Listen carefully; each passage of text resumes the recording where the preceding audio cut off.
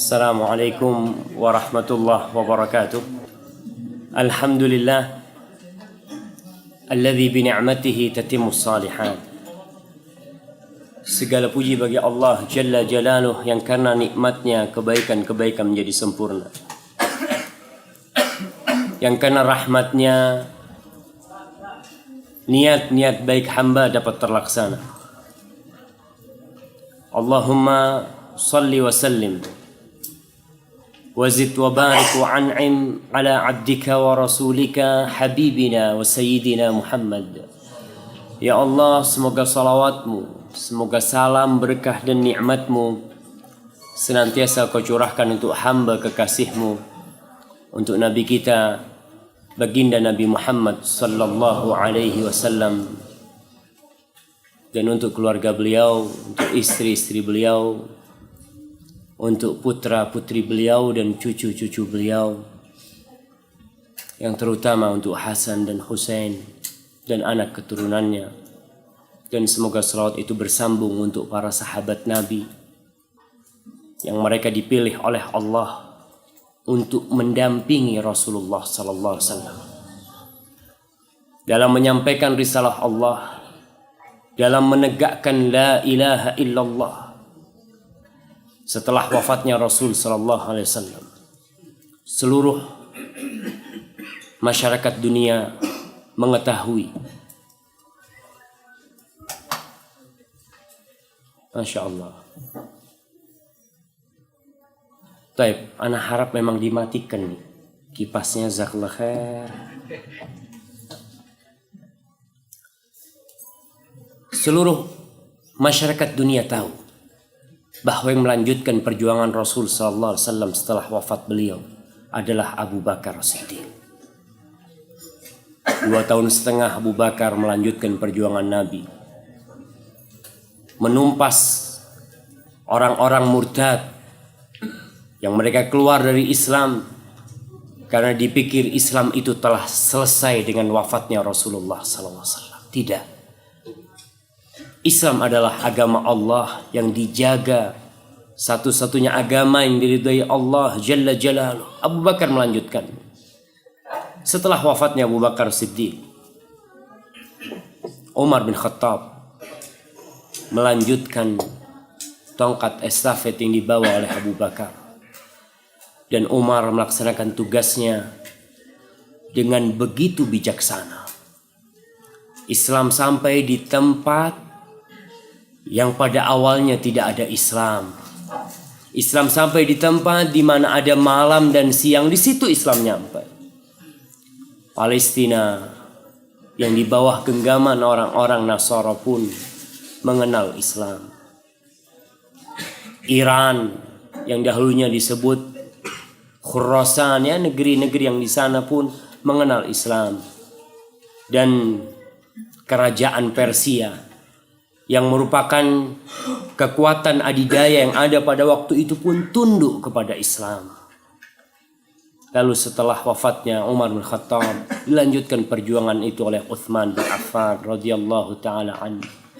Dan Utsman pun memperluas negeri-negeri Islam agar orang mengenal la ilaha illallah. Setelah wafatnya Utsman, baru menantu Rasulullah sallallahu alaihi wasallam. Tuh kalau kita lihat nih ya, 4 sahabat Nabi, 2 mertua, 2 menantu.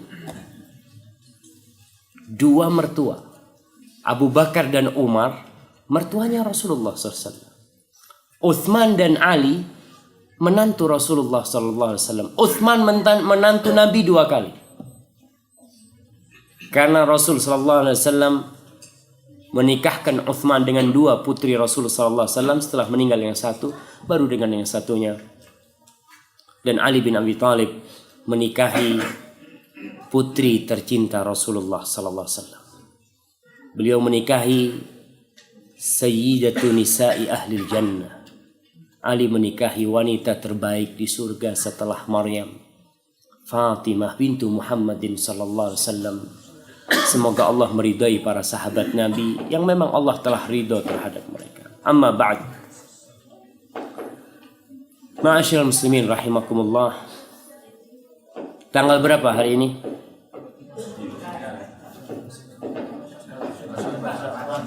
Tanggal 5 apa tanggal 6? Masih tanggal 5. Tanggal 6 kita jawab. Setelah terbenamnya matahari tadi itu, kita telah masuk ke tanggal 6 Sya'ban. Baik, katanya ada hadiah. Mana hadiahnya?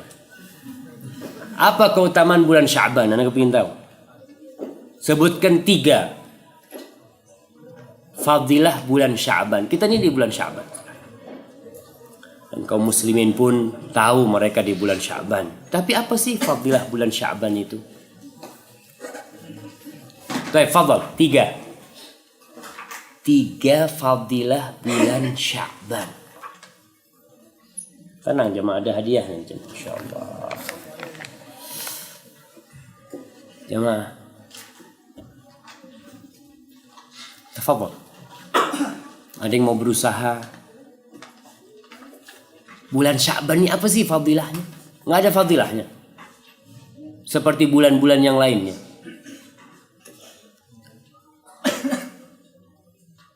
Bulan Sya'ban. Jamaah. Kita di bulan apa? Sebelum bulan Sya'ban bulan apa? Rajab. Setelah bulan Sya'ban bulan apa? Bulan Ramadan. Rasulullah sallallahu alaihi wasallam ditanya oleh Usamah bin Zaid bin Harithah, hibbu Rasulullah sallallahu alaihi wasallam, kekasih Nabi alaihi salatu wassalam. Araka, kata Usama, aku melihat engkau puasanya kok banyak banget sih Nabi di bulan Sya'ban ini, ada apa? Kok nggak seperti bulan-bulan yang lainnya? Usama heran melihat Nabi di bulan Sya'ban banyak puasanya. Apa kata Rasul sallallahu alaihi wasallam? Dzaka syahrun yaghfalu anhu katsirun minan nas baina Rajab wa Ramadan. Syahr yurfa'u fihi al-a'mal atau turfa'u fihi al-a'mal. Kata Rasul sallallahu alaihi wasallam, bulan Sya'ban ini bulan kejepit. Yang banyak orang lalai dengan fadilah bulan Sya'ban. Karena bulan Sya'ban dijepit dengan bulan Rajab, yang bulan Rajab itu bulan haram, bulan suci, dan dijepit dengan bulan Ramadan. Bulan Ramadan adalah bulan yang sangat mulia, bulan diturunkannya Al-Quranul Karim, disyariatkannya puasa, digandakannya amal kebajikan, kemudian bulan rahmat, maghfirah, dan bulan yang penuh berkah. Sehingga orang ketika mau masuk Ramadan, persiapannya untuk Ramadan, dia lupa dengan bulan Sya'ban, dengan kelebihan bulan Sya'ban ini. Rasul SAW banyak-banyak beramal di bulan Sya'ban. Puasa. Nggak pernah Rasul SAW, kata Aisyah itu, puasa sebanyak puasa di bulan Sya'ban. Tapi Nabi nggak pernah puasa sebulan penuh kecuali di bulan Ramadan. Di Sya'ban nggak penuh, tapi banyak sekali. Nabi SAW puasanya nggak puasa Daud. Kalau puasa Nabi itu nyambung. Seminggu, 10 hari, terus berbuka Rasul sallallahu alaihi wasallam. Itu puasa Nabi kita. Itu yang pertama, keutamaan bulan Sya'ban. Bulan diangkatnya amalan hamba pada bulan itu. Kemudian beribadah di waktu orang lalai. Itu fadilahnya lebih besar daripada beribadah di waktu orang-orang memang lagi beribadah. Contohnya salat duha. Salat duha itu yang paling mulia jam berapa? Ketika matahari sudah terik. Ketika orang sudah sibuk dengan dunianya. Ketika orang sudah dalam pekerjaannya, tenggelam dalam kesibukan mencari rezeki. Waktu itu, waktu ketika orang sibuk dengan dunia, maka salat duha pada waktu itu lebih mulia daripada salat duha di awal waktu. Rasul sallallahu alaihi wasallam mengatakan, salatul awabin hina tarmudul fisal. Salatnya awabin, salatnya orang-orang yang kembali kepada Allah ketika anak onta itu mulai kepanasan. Karena memang orang kalau mau kembali salat lagi, yang dagang ya, lagi rame-ramenya jam 10 umpamanya ya, Sholat duha, aduh gampang lah. Nanti aja sholatnya awal waktu. Dia akan berpikir seperti itu. Tapi untuk meninggalkan dunianya ini awabin. Orang-orang kembali kepada Allah. Ketika manusia sibuk dengan dunianya, dia datang kembali kepada Allah. Untuk melaksanakan sholat duha pada waktu itu. Begitu pula puasa di bulan Sya'ban ini. Beribadah di bulan Sya'ban. Karena kebanyakan orang sibuk dengan persiapan Ramadan. Udahlah nantilah kita puasanya Ramadan ya. Bahkan kebanyakan orang di bulan Sya'ban ini gimana persiapan Ramadannya? Belanja. Masya Allah. Ibu-ibu persiapan nanti hari pertama mau buka apa? Masya Allah. Yang dibicarakan mau berbuka apa? Hari pertama, hari kedua, hari ketiga. Padahal persiapannya di sini. Dengan kita mempersiapkan diri di Sya'ban, masuk Ramadan nggak kaget. Biasanya orang itu kalau masuk awal Ramadan, bawaannya lemes gitu dia. Ente kok nggak ngaji? Iya, lagi puasa. Ya memang semua orang lagi puasa gitu. Tahu. Tapi kalau orang sudah mulai puasanya di bulan Sya'ban, masuk Ramadan, dia bukan di awal start lagi sudah. Dia sudah mulai jalan sudah. Sehingga baca Qur'annya sudah mulai ya. Mungkin dia tidak mulai dari Al-Baqarah lagi ketika malam pertama bulan Ramadan. Dia sudah mulai di surat Al-Kahfi. Masya Allah. Berarti dia tinggal separuh lagi hatam. Kenapa? Karena dia sudah mulai. Semangat dia sudah mulai naik. Kita lihat tuh ya. Kalau orang lari maraton. Biasanya awal larinya pelan-pelan. Terus kemudian ketika mulai pertengahan. Melihat orang-orang pada agak cepat larinya. Dia mulai lebih cepat. Dan ketika sampai garis finish. Tambah rebutan. Tapi ternyata di bulan Ramadan, orang ketika sampai garis finish sudah ada di mall. Masjidnya udah hilang. Ini belum nyampe sudah. Ya Allah ya. Kita lihat sebagian manusia, maka kita perlu persiapan. Di bulan Sya'ban ini. Persiapannya apa? Dengan kita banyak puasa sunnah ya.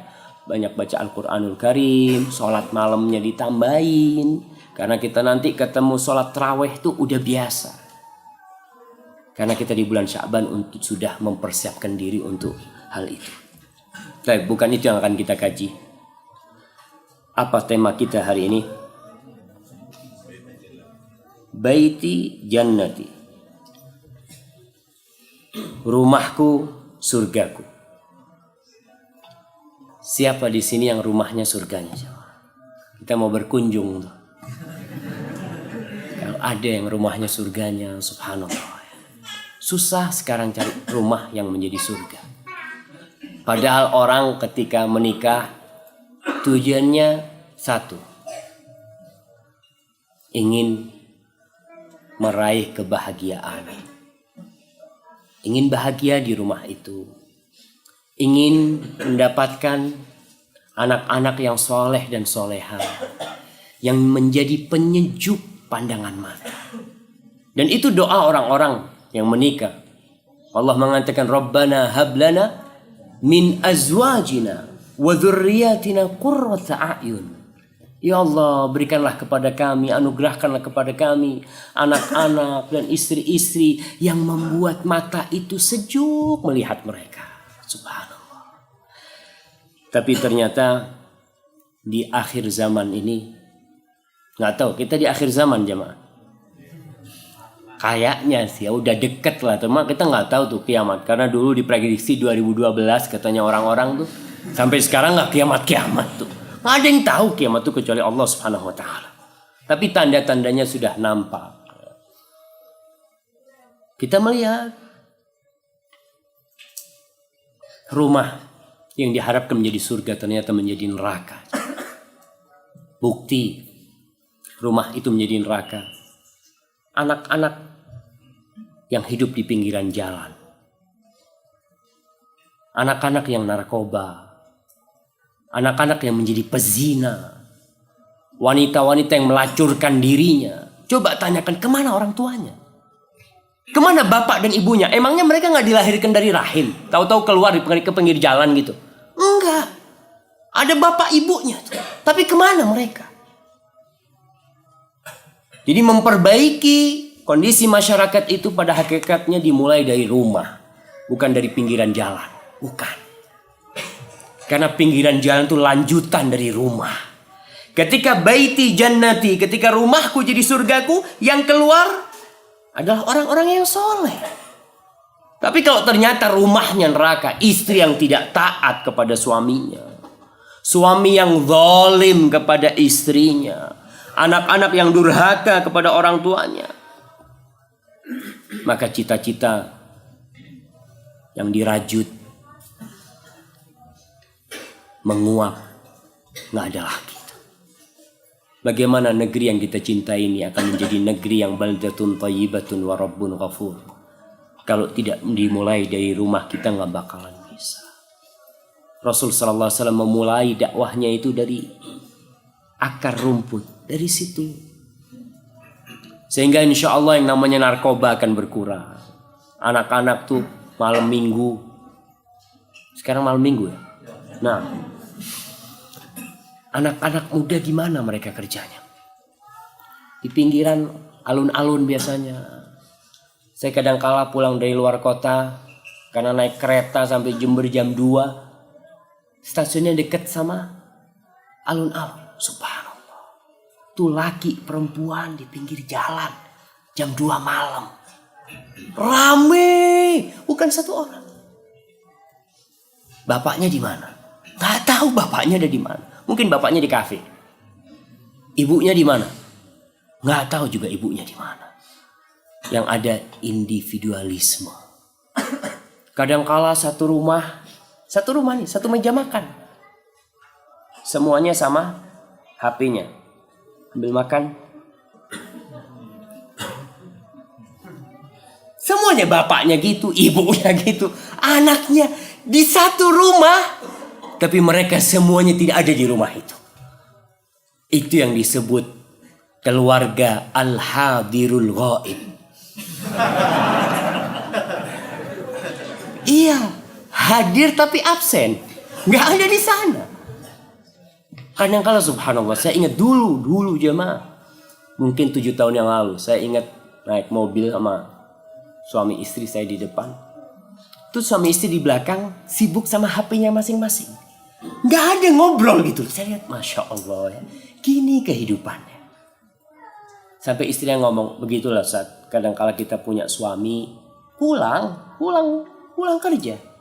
Tapi nggak ada di rumah. Saat. Dia di kamarnya dengan komputernya. Dikunci itu pintu. Udah sibuk ngerjakan tugasnya. Subhanallah. Seperti itulah yang membuat rumah menjadi neraka, tidak menjadi surga. Bagaimana supaya kita dapat rumah yang seperti surga? Tentunya orang kalau mau bangun rumah tuh nggak langsung bangun. Dia akan cari lokasi yang strategis. Atau dia ada yang beli rumah jadi. Dia akan lihat dari pemandangannya dari luar yang begitu indahnya. Dia akan melihat bentuk catnya atau apalah. Yang dilihat cuma pemandangan luarnya. Tapi dalamnya tidak pernah dia pikirkan. Padahal yang menikmati luar rumah kita itu siapa? Orang lain. Kita tuh yang ada di dalam. Seharusnya yang kita pikirkan bagaimana dalamnya itu bagus. Kadang-kala Masya Allah. Nggak tahu kalau di Bandung ya. Tapi kalau di kampung itu Masya Allah. Di desa-desa itu. Rumahnya orang desa itu Masya Allah. Luarnya keramik ya. Masuk ke dalam masih pakai tanah dalamnya. Dia pokoknya apa ya, gaya gitu loh. Kelihatan tetangganya rumahnya lebih bagus. Dia ingin tunjukkan rumah dia juga bagus. Maka intinya bagaimana kita memilih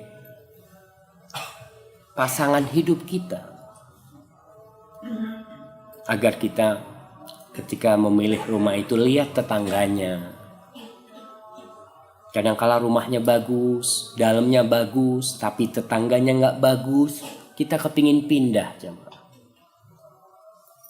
Kalau rumah bisa pindah, tapi kalau istri, kita udah ya gimana Ustaz, udah dapatnya kayak gini gitu dia. Ya itu siapa yang milih kayak gitu? Emangnya orang lain yang milihkan? Maka kita jangan nyalahkan orang lain. Ketika rumah tangga itu seperti itu ya sudah disyukurin. Yang belum nikah nih, maka harus memikirkan bagaimana memilih pasangan hidup yang bisa diajak bersama di rumah itu. Baik itu memilih suami atau memilih istri. Allah Subhanahu wa taala mengatakan tentang suami istri ini, apa kata Allah? Hunna libasul lakum. Ya jamaah, kalau bisa maju sedikit jamaah.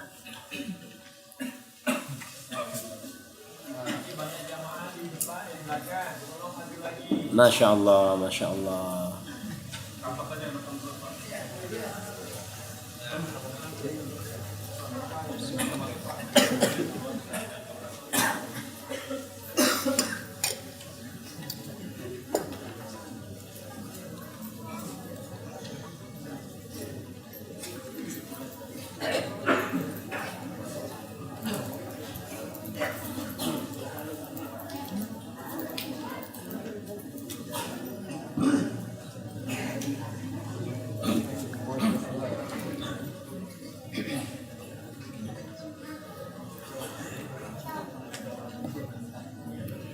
Baik, kita lanjutkan. Allah Jalla Jalaluh, semoga Allah memberikan taufik kepada kita untuk bisa istiqamah di atas agama. Allah mengatakan hunna libasul lakum wa antum libasul lakum. Itu istri kalian, pakaian buat kalian, dan kalian pakaian buat dia. Kita kalau beli pakaian nggak pas, enak kita pakai jemaah, nggak enak. Bahkan mungkin beberapa hari kita pakai udah robek karena nggak cukup, ternyata nggak sesuai dengan ukuran kita.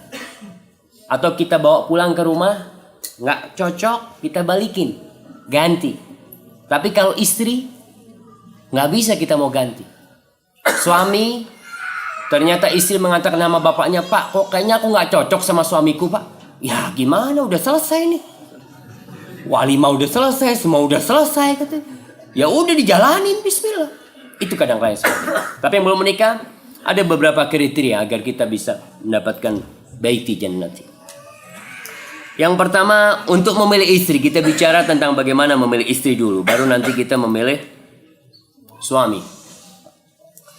Abul Aswad Ad-Du'ali, seorang tabi'in, sahabatnya Ali bin Abi Thalib radhiyallahu taala anhu. Dia mengatakan kepada anak-anaknya, ahsantu ilaikum sigharan wa kibaran wa qabla an tuladu. Kata Abul Aswad, aku ini berbuat baik kepada kalian anak-anakku ketika kalian kecil, ketika kalian dewasa, dan tatkala kalian belum dilahirkan. Anak-anaknya bingung, gimana Pak kau bisa berbuat baik kepada kita sebelum kita dilahirkan? Apa kata Abul Aswad Ad-Du'ali?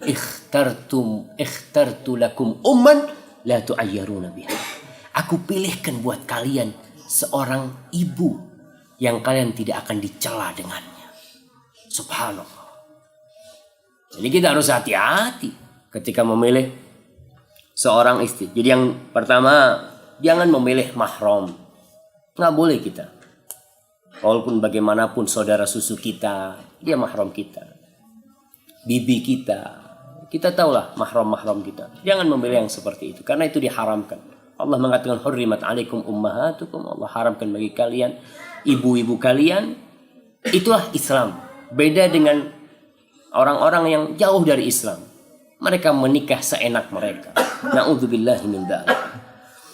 Yang kedua, memilih seorang istri yang agamanya baik. Jangan cuma melihat kepada wajahnya. Umar bin Khattab radhiyallahu taala anhu, seorang khalifah yang tidak nyenyak tidur kecuali ketika rakyatnya tidur nyenyak. Di malam hari Umar bin Khattab biasa ronda. Dia keliling. Kalau bahasa sekarang ini belusuan. Apa? Iya, belusukan gitu ya. Dia masuk-masuk ke kampung-kampung Umar bin Khattab radhiyallahu taala. Suatu malam Udah mau subuh tuh.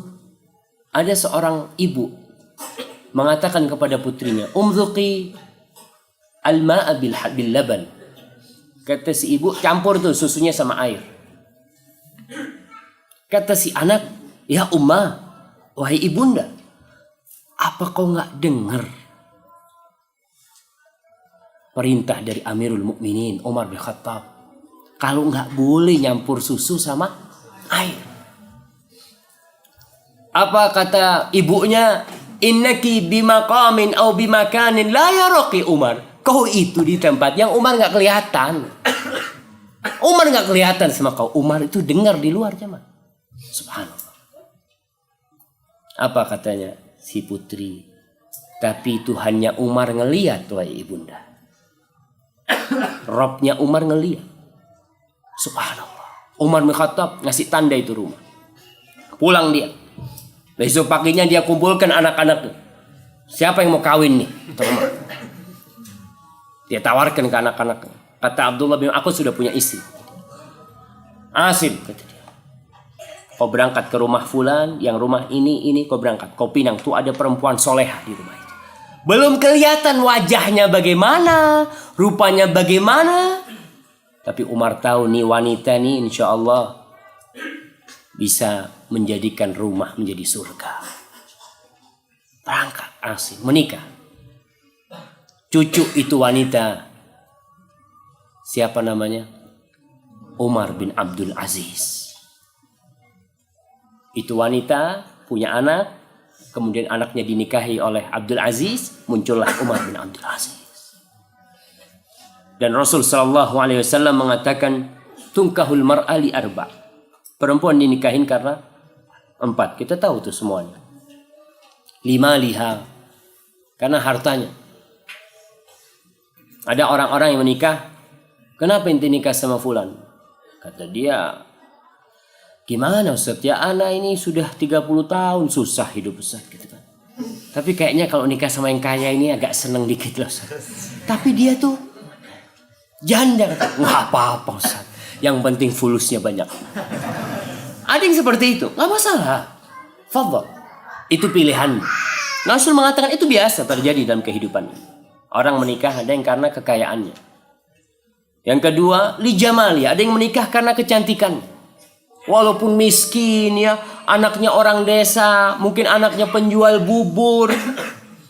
Ente kok mau sih sama anak penjual bubur? Ya Allah Ustaz, imut-imut, nggak ada yang lebih cantik dari dia satu kampung ini. Dia menikah karena dorongan cantik. Nah, boleh, silahkan. Lihasabiha yang ketiga. Karena faktor keturunan. Darah biru. Walaupun kita tahu nggak ada yang darahnya biru. Tapi istilahnya tuh anak apa? Anak bangsawan, ningrat. Kayaknya di Bandung masih ada. Ada tuh, kenapa kau nikah? Oh, Masya Allah, kata dia. Anak ini cari yang selevel, kata dia. Anak kan darahnya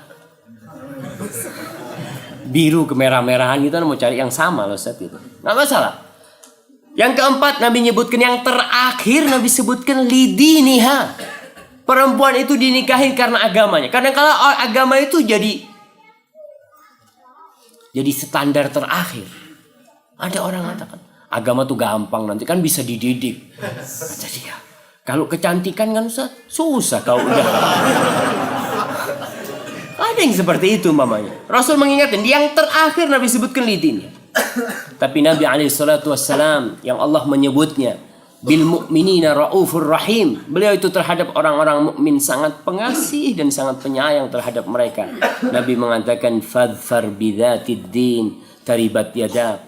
Pilihlah yang agamanya baik, selamat hidup. Kau akan selamat hidup. Kau kan ingin bahagia. Dan menikah itu bukan sehari atau 2 hari. Bukan setahun atau 2 tahun. Selama-lamanya. Kalau kau hanya memilih karena kecantikannya, kira-kira berapa tahun perempuan itu bisa bertahan cantik? Ibu-ibu berapa tahun ibu-ibu cantiknya? 3 bulan. Masya Allah. Itu keterlaluan mah itu. Keterlaluan kalau 3 bulan. Nah, Menurut antum berapa bulan? Kecantikan istri antum bertahan berapa lama? 50 tahun, Masya Allah. Nih suami-suami yang soleh kayak gini tuh, Masya Allah. Kalau kecantikannya, kita nggak bisa pungkirin tuh wanita. Tambah umur, tambah keriput. Dia mau pakai krim apapun, ya nggak bisa dibohongin. Karena dengan umurnya bertambah, itu normal. Tapi kalau perempuan umur 50 tahun tetap singset umpamanya, nggak keriput. Singset bahasa apa jemaah? Nggak keriput maksudnya jemaah. Kenceng ya, kenceng jemaah. Afwan. Ana izin minum dulu. Bismillah.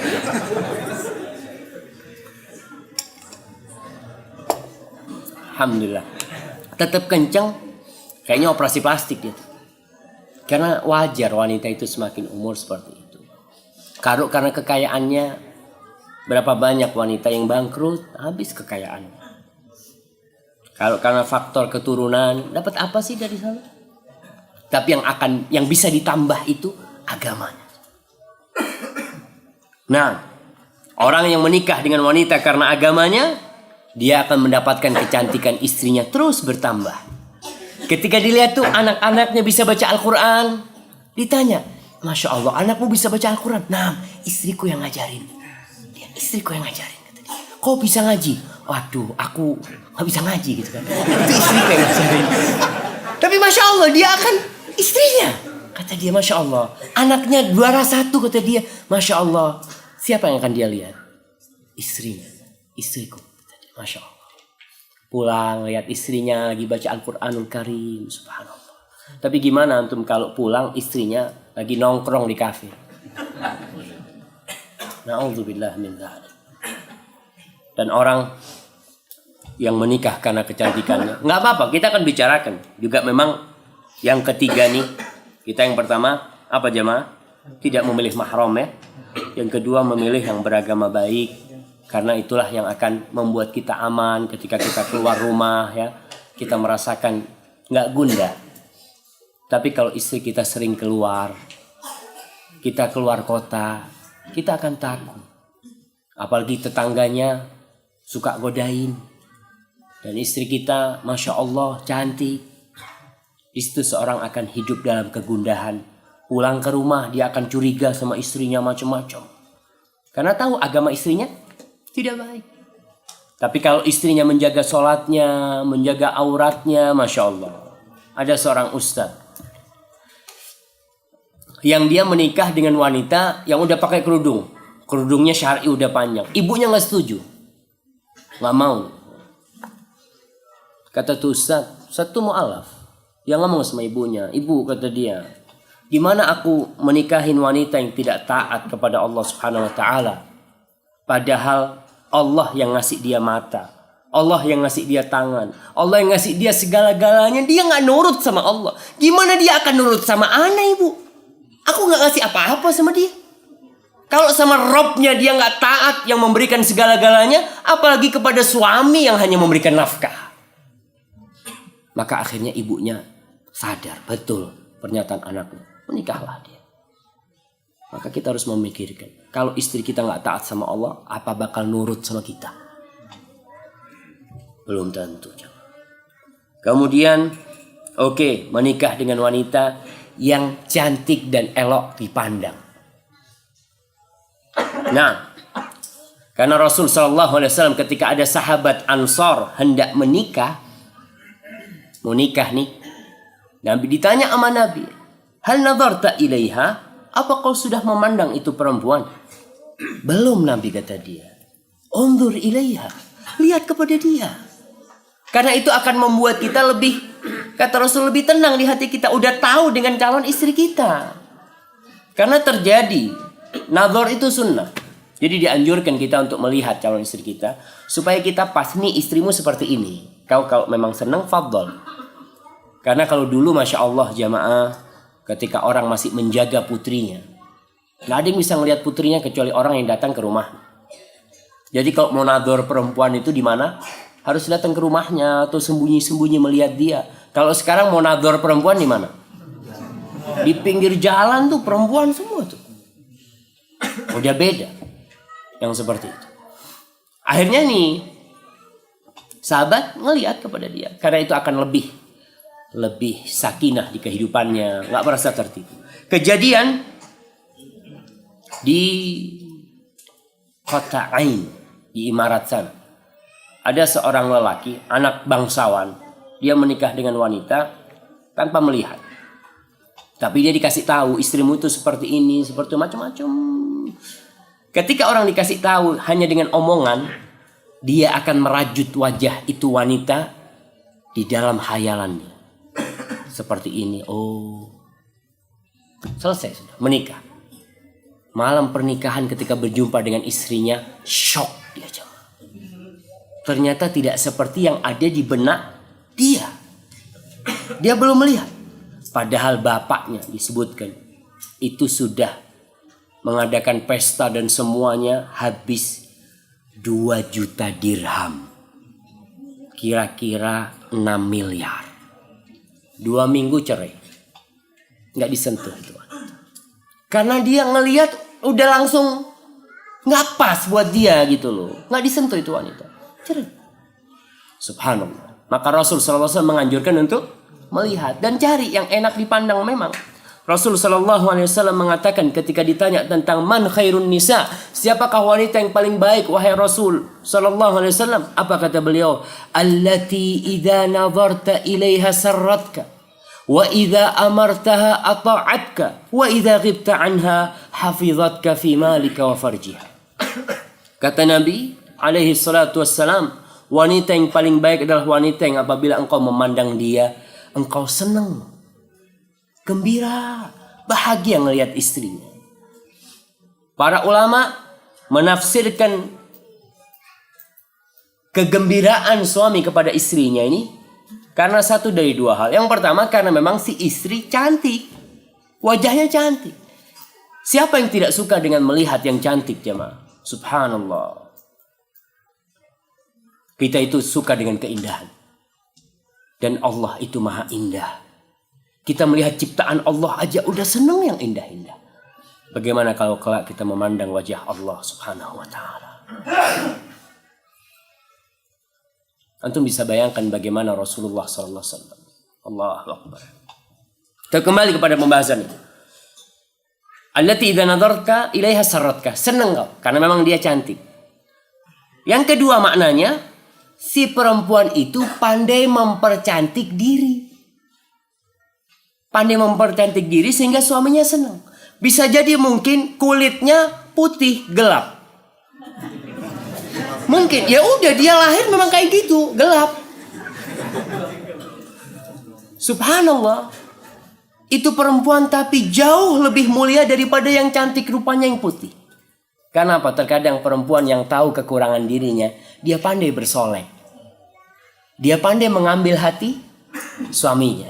Ketika suaminya datang ketok pintu, dia langsung udah dengan pakaiannya yang seksi mungkin, dengan dandanannya yang Masya Allah, yang enak dipandang, dengan aroma yang Masya Allah. Bikin suaminya di depan pintu udah cium tuh aroma istrinya. Masya Allah. Dia lihat istrinya, seneng lihat istrinya. Karena belum tentu tadi tuh yang cantik rupanya pandai mempercantik dirinya. Ada perempuan-perempuan yang cantik Masya Allah, tapi aromanya Masya Allah. Buka pintu sambil goreng ikan, udah dateng mas. Ya, ada siswanya Masya Allah. Suami itu ingin pulang Masya Allah. Akhirnya dia ngelihat istrinya nggak cantik buat dia, nggak seneng dia lihat. Apalagi terkadang ada istri yang Masya Allah pandai pasang apa di rambutnya yang roll ya, roll dipasang, terus pipinya dikasih bengkoang, dikasih apa lagi, timun gitu kan. Suaminya datang dalam kondisi Masya Allah. Ya walaupun kau cantik habis nggak buat seneng. Maka yang Rasulullah SAW mengatakan, apabila wanita itu dipandang membuat hatimu tentram, bisa jadi yang makna kedua yang dimaksud oleh Nabi. Karena memang keempat sifat wanita ini bisa diusahakan. Kalau kecantikan nggak bisa diusahakan, maksudnya ya udah, yang hidungnya mancung seperti itu, yang kulitnya putih, ya itu Allah memberi seperti itu. Nggak bisa kita memilih ibu kita, kita lahir, bu, kok anak hitam bu ya, kata dia. Ya udah, memang seperti itu. Tapi dia bisa mempercantik dirinya. Itu yang dimaksudkan. Wa idza amartaha ata'atha, kalau disuruh taat tuh perempuan. Itu wanita yang paling baik. Kalau kau sedang tidak di rumah, dia menjaga hartamu dan menjaga kehormatan dirinya. Maka memang ketika kita memilih pasangan hidup, silahkan milih yang memang ketika melihat tuh hati kita udah senang. Tapi jangan nazar itu jangan dibuat mainan. Nazar sini. Ada yang lainnya nggak?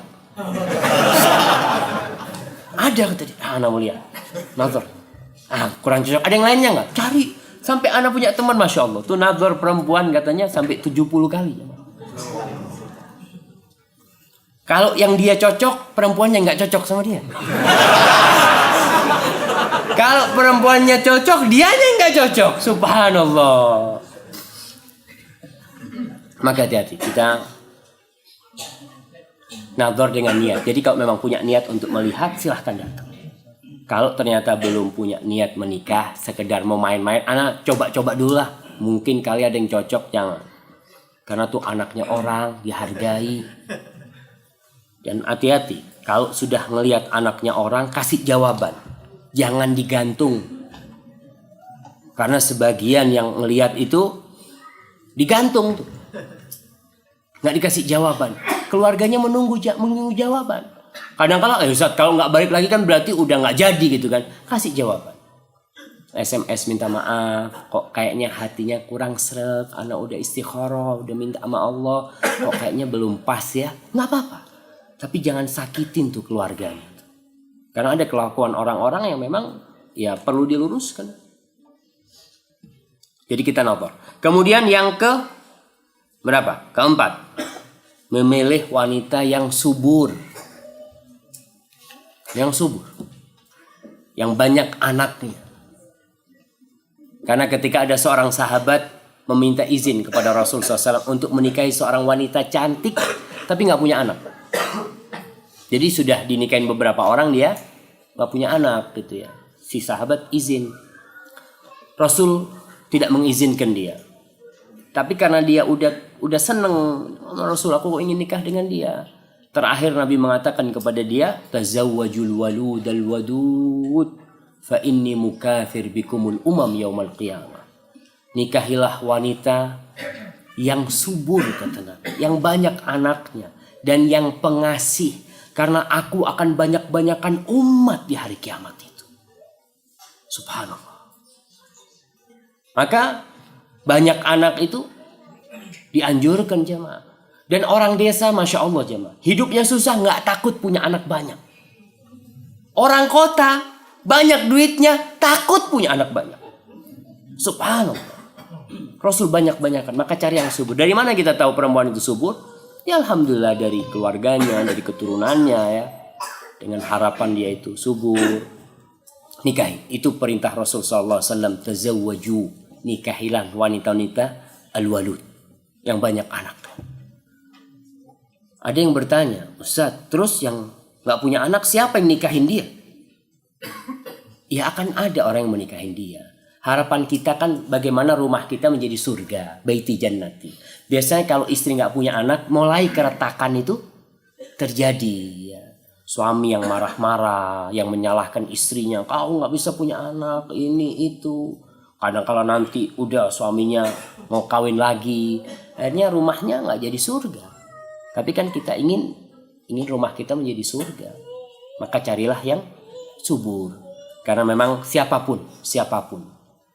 Mereka punya insting kebapaan dan keibuan. Dia ingin ada yang memanggil dia ayah, abi.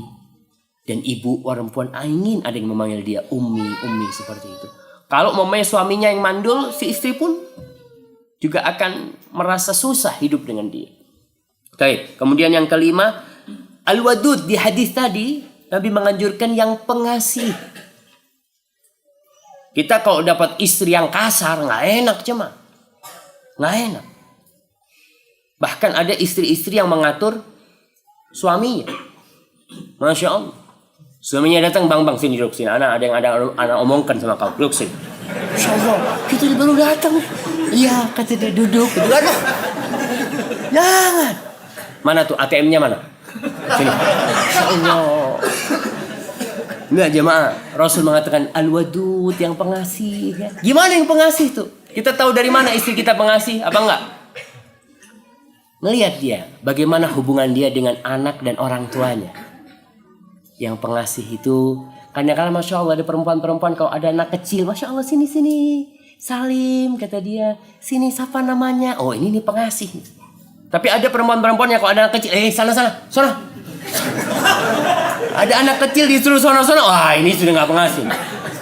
Dan kita tanya sama keluarganya, dia tuh nurut gak sama orang tuanya. Kadang-kadang ada perempuan yang Masya Allah sama ibunya itu care ya. Dia yang menyediakan makan buat ibunya, buat bapaknya bikinin teh. Insya Allah dia pengasih. Karena dia akan jadi ibu buat anak-anak kita. Ada ibu-ibu yang gak mau mendidik anak. Dia serahkan semua urusan anak kepada pembantu. Akhirnya anak itu memiliki mental pembantu. Ibunya kemana? Sibuk, Masya Allah. Dengan itulah gender ya, yang mereka ingin persamaan antara laki dan perempuan. Nggak bakal bisa. Dan mereka marah ketika wakil presiden, saya masih ingat pernyataannya Bapak Yusuf Kala, semoga Allah menjaga beliau dan memberikan taufiknya kepada beliau. Beliau ingin ada wacana bagaimana perempuan itu ke kantor bisa telat 2 jam. Atau pulangnya lebih cepat 2 jam. Itu aktivis gender gak terima. Karena ini termasuk diskriminasi terhadap kaum wanita. Emangnya yang ngurusin anak itu cuma perempuan? Ya memang perempuan. Ditinggal sama pembantunya laki apa perempuan? Ya tetap perempuan. Dia mau ngomong apa dia? Nggak bisa cari pembantu laki untuk ngurusin anaknya. Karena tuh ibu tahu kalau dikasihkan laki digampar terus anak-anak. Maka dia carikan perempuan. Kalau dia mengatakan persamaan, bohong kau, dusta kau. Kau mengatakan persamaan nggak bakal sama. Karena kau pun yakin bahwasanya itu anak-anak kita nggak bakal bisa dididik dengan lelaki. Kau cari babysitter, laki apa perempuan? Perempuan. Kenapa kau ridho tuh babysitter ngurus anak kita, kau sendiri nggak mau ngurus anak sendiri? Berarti kau tetap diskriminasi terhadap perempuan tuh yang dijadikan babysitter di rumah. Seharusnya dia ngurus anak dia, ngurusin anak kau. Nggak bakal. Dan pernyataan Bapak Yusuf Kala itu benar. Kalau anak kita nih, penduduk Indonesia, anak-anaknya nggak diurus sama orang tuanya, yang akan terjadi seperti yang kita lihat. Anak-anak jadi narkoba. Sampai dikatakan penjara itu 50% isinya orang-orang narkoba. Kenapa? Karena ibunya nggak ngurusin anak. Kuliah anaknya kirim kos-kosan. Sudah, selesai. Subhanallah. Jadi apa tuh anaknya di kos-kosan? Siapa yang ngawasin dia? Nggak ada. Kecuali Allah Jalla Jalaluh. Kalau ternyata anak kita belum dibekali di kos-kosan itu jadi orang nggak benar. Maka ingat tugas ibu itu. Tetap cari ibu yang penyayang. Dan tugas suami mencukupi keinginan istrinya, kebutuhan istrinya. Jadi yang pengasih itu termasuk syarat ketika kita memilih wanita. Kemudian yang ke-6, cari yang maharnya nggak mahal. Nah, itu termasuk pesan Rasul SAW. Dalam hadis riwayat Ahmad, Nabi mengatakan inna min yumnil mar'ati taisiru khidbatiha wa taisiru rahimiha. Termasuk keberkahan seorang wanita itu dimudahkan proses melamar dia, ya. Nggak minta banyak orang tuanya. Kemudian rahimnya juga gampang punya anak. Karena tentu ada perempuan-perempuan yang mau punya anak itu butuh biaya besar. Ada perempuan yang Masya Allah cepat punya anak. Di sini Nabi mengatakan taisiru khidbatiha, melamarnya yang nggak mahal-mahal. Di Bandung berapa pasarannya jemaah? Berapa Kang Taufik pasarannya kan? Hah? Berapa? Seperangkat alat sholat tuh yang disebutkan, bukan itu. Jadi Nabi mengatakan taisiru khidbatiha, pelamarannya itu kan ada yang kalau bahasa Jawanya apa? Sundran, hantaran, apa tuh? Seserahan. Baik, seserahan. Insyaallah ana izin minum dulu.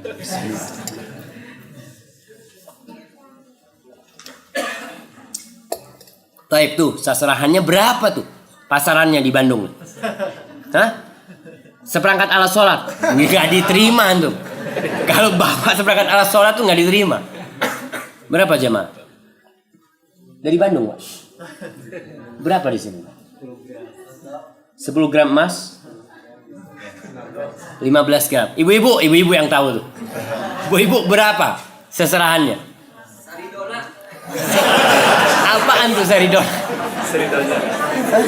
Seridonya, Masya Allah. Alhamdulillah tuh kalau di Bandung seperti itu. Karena di beberapa kota di Indonesia mahal banget ya, Mak. Kayak model di Sulawesi ya. Di mana? Di Manado. Berapa di Manado? Ratusan juta. Katanya di luar Jawa tuh, di Sulawesi itu, jadi kalau anaknya lulus kuliah, seserahannya naik. Kalau pulang haji, mahal tuh. Lebih mahal karena dihitung biaya hajinya itu berapa, diserahkan antum yang bayarin. Subhanallah. Itu betul. Betul nggak?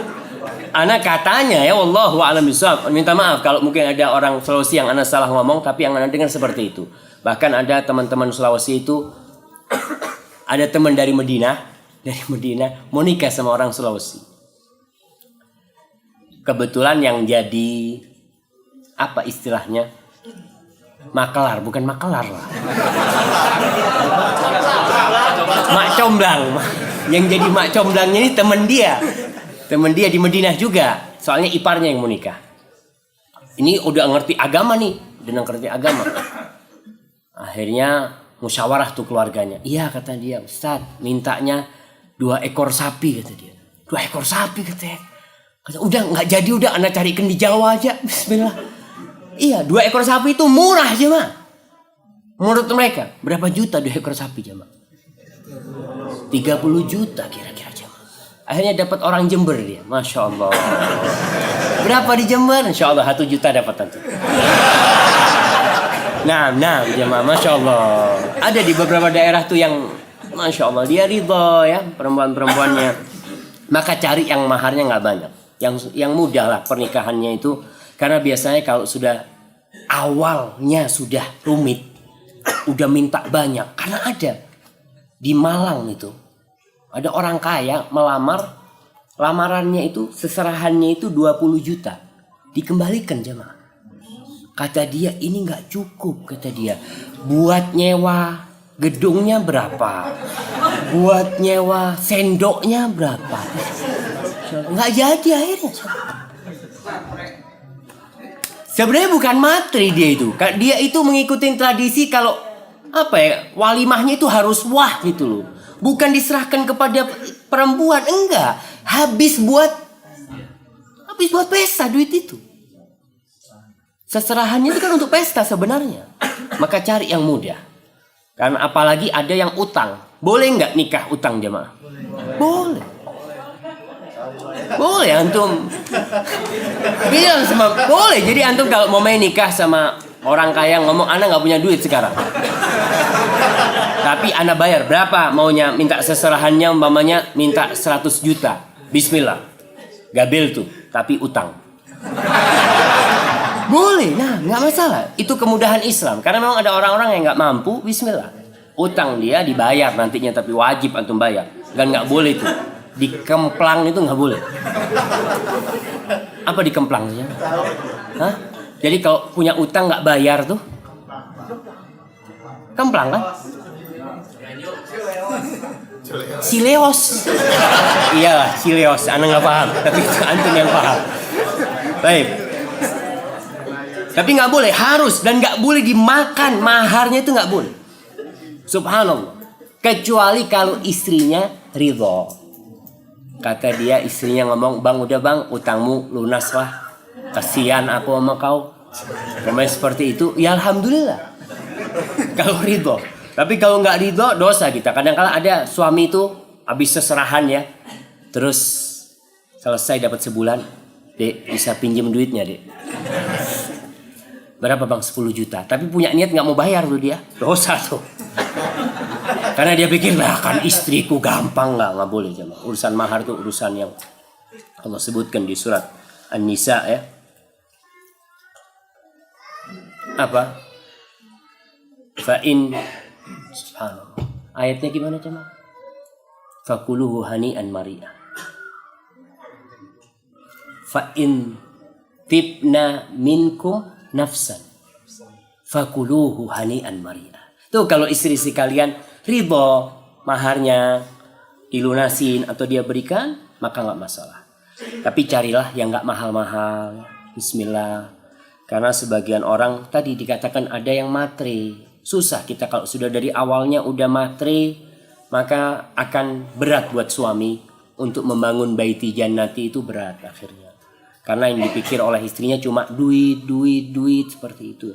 Sampai terjadi di Banjarnegara. Banjarnegara itu katanya menteri, lupa tuh. Ada menteri cerita di Banjarnegara tingkat perceraian berkurang. Karena apa? Karena batu akik. Jadi suami-suaminya itu yang dulu nggak punya kerjaan, dengan adanya batu akik, pada kerja dia cari batu akik. Karena ada istri-istri yang melihat suaminya cuma bawa tiap hari 20.000, aduh kan kata dia, aduh, ini nggak bisa bertahan lama nih. Ada istri-istri yang kita lihat mereka berangkat ke Saudi jadi TKW, itu faktornya gara-gara materi tadi kadang-kala. Karena dia ingin lebih, ingin dapat lebih. Maka dari awal kita sudah tahu tuh, kalau maharnya mahal, ya hati-hati kita. Kalau kita mampu, nggak ada masalah. Tapi kalau tidak, jangan. Yang ketujuh, kalau ingin baiti jannati, carilah wanita yang ridho menikah dengan kita. Bukan karena paksaan. Karena ada perempuan-perempuan yang dipaksa sama orang tuanya. Subhanallah, orang tua kan kadang-kala lihat nih yang ngelamar nih, fulusnya banyak nih. Ya Allah, kawin sudah, enggak, aku nggak mau sama dia. Akhirnya karena si anak tidak ingin durhaka sama orang tuanya, dia nurut. Tapi akhirnya si istri tidak akan melayani suaminya dengan cara yang baik. Karena dia memandang suaminya, dia nggak suka dari awal sudah. Tapi karena faktor orang tua, ya nggak lama biasanya pernikahan itu akan terjadi. Di dalam hadis yang diriwayatkan oleh Ibnu Majah, ada sahabat datang kepada Rasulullah SAW. Mereka mengatakan, ya Rasulullah, inna indana yatima. Wahai Rasulullah, kita ini punya anak yatim yang kita rawat, bapaknya meninggal. Itu perempuan tuh, anak yatim itu. Waqad khatabaha rajulun mu'damun wa rajulun musir. Mu'dimun wa rajulun musir. Ada dua orang yang melamar dia. Yang satu kaya, yang satu miskin. Wahia tahwil mu'dim. Tapi itu anak yatim kepinginnya sama yang miskin. Wa nahnu, kita kepinginnya sama yang kaya. Gimana tuh Nabi? Maka Rasulullah SAW mengatakan, lam yura lil mutahabbaini mithlun nikah. Belum pernah dilihat orang yang memadu kasih, yang memadu cinta dan kasih sayang seperti orang yang menikah.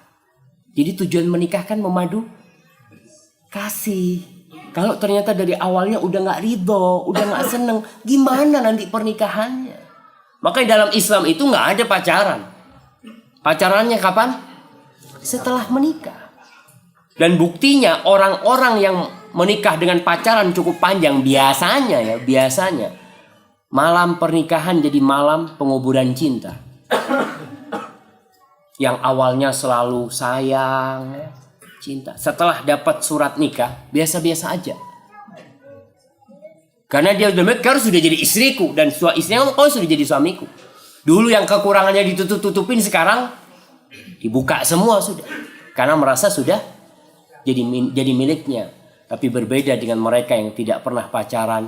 Malam pernikahan dan malam penyemian cinta. Disitulah dia baru berkenalannya, Masya Allah. Antum lihat orang yang baru menikah, baru ketemu nih. Tapi udah pernah ngelihat ya. Ketika dia duduk bersama, makan bersama, gemeteran Pak. Tapi kalau sudah biasa keluar, goncengan, ya nggak ada apa-apa dia. Malam pernikahan buat dia. Nggak beda dengan malam-malam yang lainnya. Bahkan mungkin dia telah melakukan kemaksiatan dan dosa sebelum dia menikah. Maka itu kadangkala rumah tangga menjadi neraka tatkala pernikahannya bukan karena ridha Allah Subhanahu wa taala. Ya karena terpaksa dia menikah. Itu berkaitan dengan memilih istri. Lalu bagaimana memilih suami supaya baiti jannati? Kita bicara. Rasul sallallahu alaihi wasallam mengatakan, yang pertama nih, agama dan akhlaknya.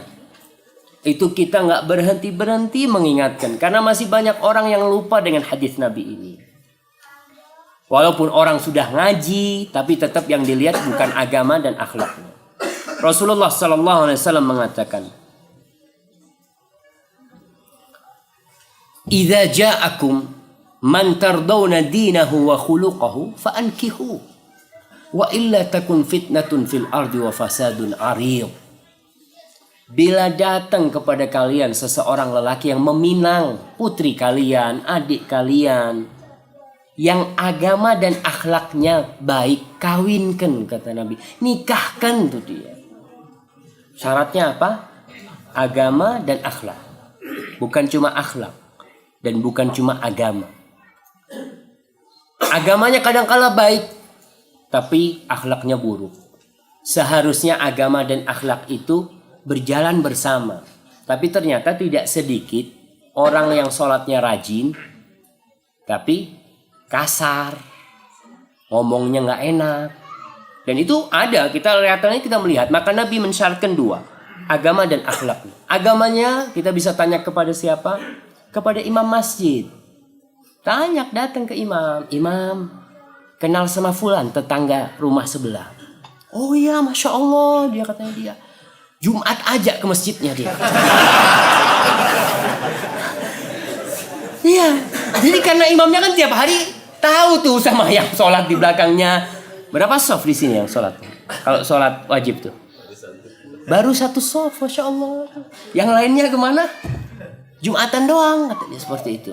Maka dia udah, berarti agamanya kurang baik. Tapi kalau dia, Masya Allah, dia hampir rutin ke masjid ya. Bahkan dia kajian selalu datang, agamanya baik nih. Cari akhlaknya.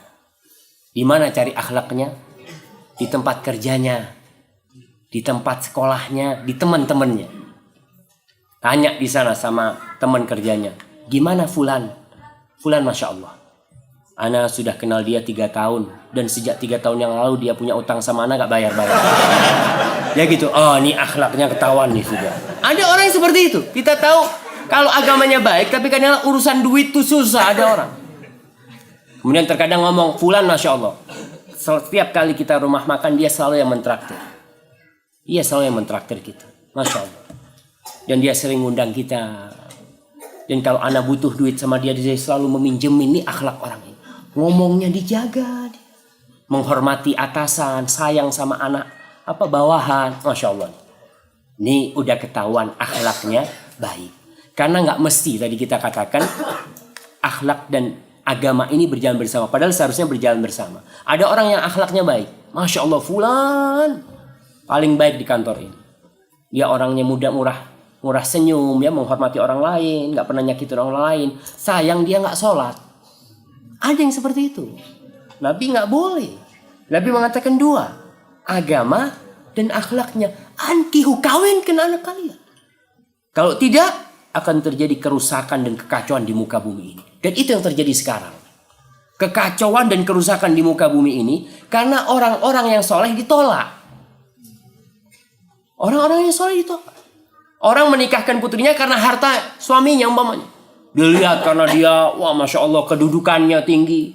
Akhirnya yang akan dilahirkan anak-anak yang jadi narkoba tadi. Seperti itu yang kita melihat. Orang-orang gak benar dikawinkan dengan putri kita. Padahal bayangkan kita yang membesarkan putri kita. Kita yang capek. Kita ingin kebahagiaan dia. Kita ingin cucu-cucu yang soleh. Tapi bayangan kita cuma dunia. Duniawi saja. Akan terjadi kerusakan. Para sahabat, mereka mengatakan kepada Nabi, ya Rasulullah, in kana fi. Gimana kalau calon menantu itu miskin. Bukan orang kaya. Walaupun akhlak dan agamanya baik, tapi masalahnya dia di dunia. Nabi mengatakan kembali, idza ja'akum man tardawna dinahu wa khuluquhu fa'ankihu. Kalau datang kepada kalian meminang putri atau adik kalian dan agama dan baik, kawinkan dia. 3 kali Nabi ngomong, kalau tidak akan terjadi kerusakan di muka bumi ini. Ketika orang-orang soleh ditolak. Antum tapi ingat, kalau antum ditolak, kadang-kala tuh ada teman-teman yang lamar ya. Melamar anak yang perempuan yang cantik, yang hafalan Qur'annya Masya Allah, datang ke sana ditolak. Keluar dari sana, subhanallah, gak boleh nolak orang soleh. Gak ingat dengan hadis Nabi. Gak boleh. Karena antum juga nolak perempuan-perempuan itu juga. Buktinya ada seorang yang suka nador-nador, ketika dia ditolak sakit hati dia. Kok apa gak sakit hati tuh perempuan-perempuan yang kau lihat terus kau gak mau? Ya biasa. Dan ingat para suami, kalau dia melamar anaknya orang, jawabannya cuma 2. Diterima atau ditolak. Tapi jawaban ditolak itu modelnya macam-macam. Yang ngomong, anak saya masih mau sekolah. Oh enggak apa-apa, saya tunggu. Itu ente ditolak, tolak pulang sudah. Dia itu ngomong, kalau dia mau, dia akan mengatakan mau enggak kalau nunggu sampai lulus. Itu berarti diterima. Tapi ngomong anak saya mau sekolah, berarti ditolak. Jadi udah pulang antum sudah. Baik. Allah Subhanahu wa taala mengatakan di surat An-Nur ayat 32. Wa ankihul ayama minkum was-salihin min ibadikum wa imaikum. Kawinkanlah, kata Allah Subhanahu wa taala, orang-orang yang tidak punya suami atau tidak punya istri di antara kalian, dan dari budak-budak kalian yang soleh dan budak wanita kalian yang soleh. Lalu Allah mengatakan, iyakunu fuqara. Kalau calon menantu kalian itu fakir, miskin, yughnihimullah min fadlih. Allah yang akan mencukupkan. Allah yang akan mencukupi. Tidak sedikit orang kaya dapat 2 tahun bangkrut habis. Tapi tidak sedikit orang miskin yang ketika menikah nggak punya apa-apa. Lalu Allah mengangkat dia dan memberikan rezeki kepada dia. Maka ingat, kalau kita menikahkan karena Allah, lihat nih soleh, bismillah. Kejadian di masa Rasul sallallahu alaihi wasallam. Fatimah binti Qais. Iya, Fatimah binti Qais. Naam, Fatimah binti Qais.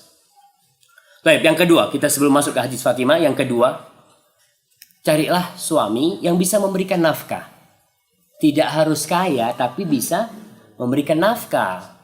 Tidak ada syarat harus punya pekerjaan tetap, nggak ada. Tapi syaratnya harus tetap bekerja.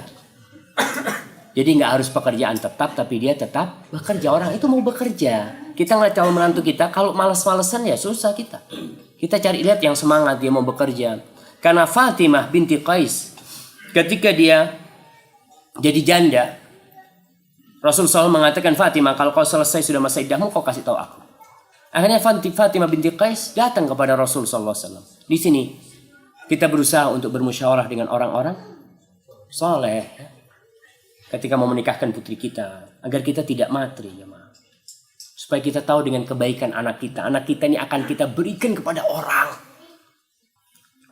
Asma binti Abu Bakar mengatakan, an-nikahu riqqun. Nikah itu seperti perbudakan. Falyanzur ahadukum indaman yariqu karimatahu. Lihat, kalian jadikan budak di tempat mana anak-anak kalian. Karena kita tahu dia surga dan nerakanya siapa? suaminya nanti. Nggak bisa tuh perempuan mau menceraikan dirinya, nggak bisa. Dia harus minta cerai ya. Dia harus ngurus. Tapi kalau suami tinggal gampang. Engkau cerai sudah. Maka hati-hati. Maka Asma ini bermusyawarah kepada Rasulullah SAW. Dia mengatakan, ya Rasulullah, 2 yang melamar aku. Muawiyah ibn Abi Sufyan dan Abu Jaham.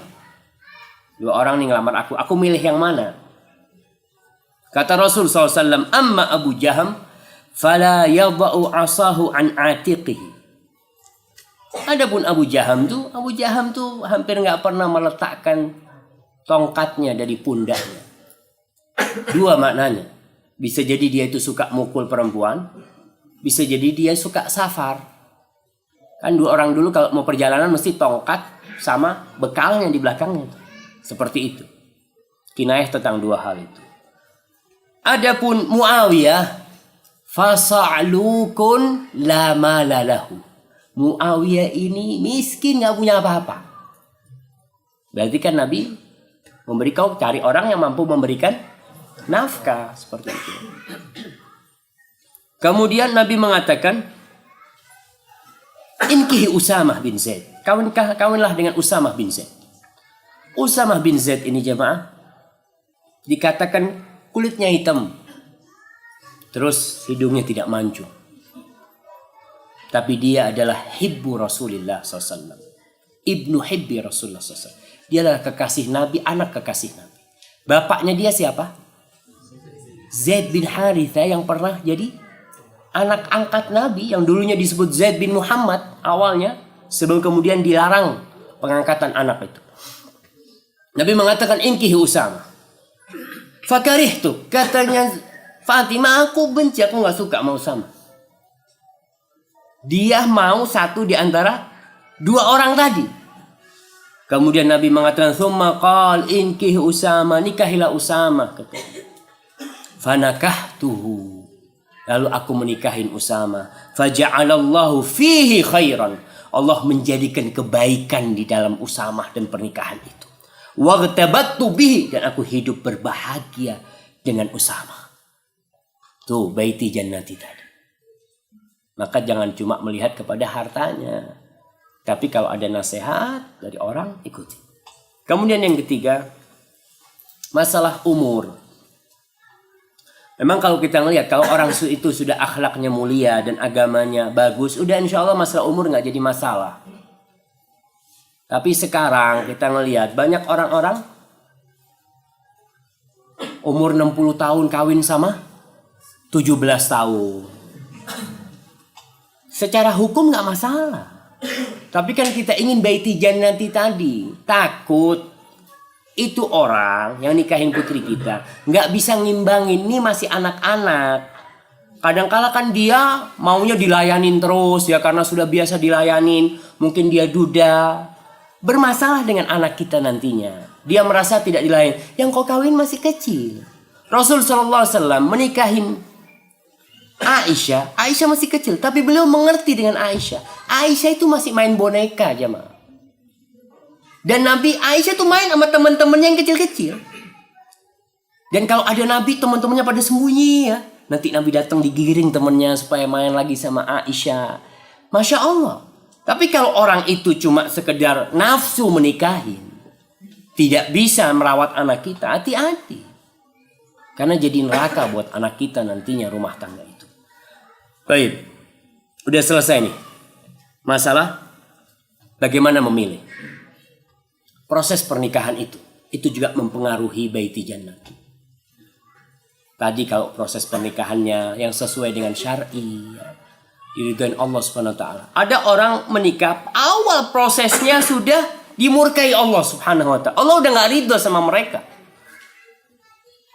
Contohnya umpamanya di gedung pernikahan panggil penari ular, dangdutan, subhanallah.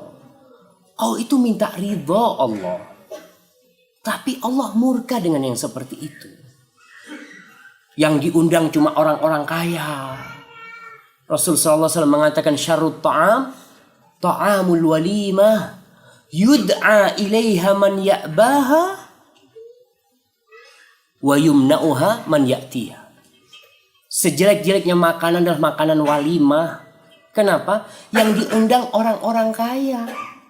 Yang dia nggak mau makan. Orang kaya itu mau, subhanallah, mau makan kambing tiap hari bisa dia. Mau makan nasi kebul tiap hari dia bisa. Maka tatkala dia datang, buat dia biasa makanan itu. Tapi orang-orang miskin yang kepingin datang, gak diundang sama mereka. Itu seburuk-buruknya makanan. Maka usahakan kita ini, Rasul SAW mengatakan, innama tunsaruna wa turzaquna bidu'afaikum. Kalian tuh dibantu sama Allah, dikasih rezeki sama Allah, karena orang-orang miskin kalian, orang-orang yang lemah di antara kalian. Maka kalau kita mengadakan walimah, undang. Dan antum bisa bayangkan, ketika yang diundang itu orang miskin, Masya Allah, dia akan makan sampai bersih.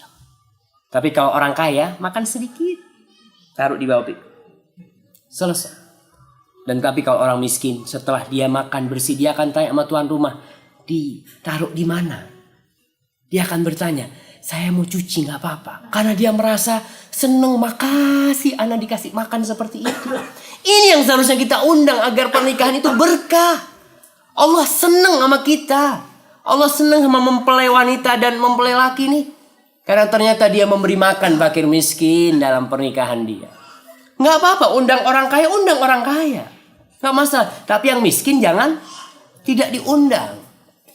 Terkadang persyaratannya harus pakai sepatu. Tuh orang miskin dapat dari mana sepatu? Sandal aja susah.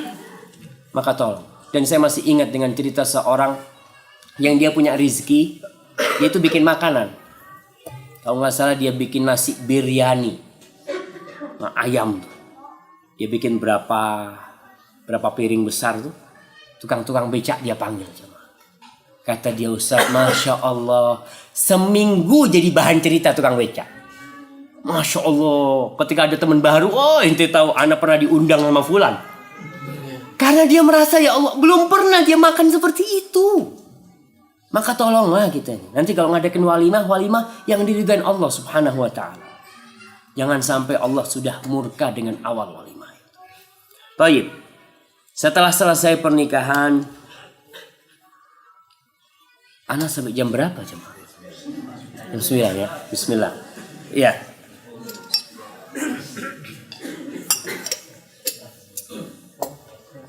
Setelah menikah, suami istri ini harus tahu, harus bikin kesepemahaman. Ya. Apa? Kesepemahaman. Betul nggak? Itu bahasa MOU. MOU itu bahasa Indonesianya kesepemahaman. Kesepakatan itu dulu jemaah. Sekarang baru lagi.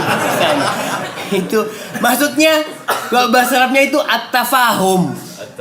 Saling memahami gitu loh. Harus saling ada pemahaman. Kok itu apa tugasmu dan apa tugasku? Kalau ini tahu dengan tugasnya masing-masing dan tahu dengan haknya yang lain, insya Allah rumah akan jadi surga. Tugasnya suami apa? Cari nafkah. Nah, para suami ingat, kewajiban memberikan nafkah 100%. Kewajibannya siapa? Suami. Di dalam Islam istri itu dihormati dan dihargai. Kalau bisa kau jangan keluar rumah, jangan kena mentari tanganmu yang putih itu. Insya Allah. Itu suami disayang sama istrinya.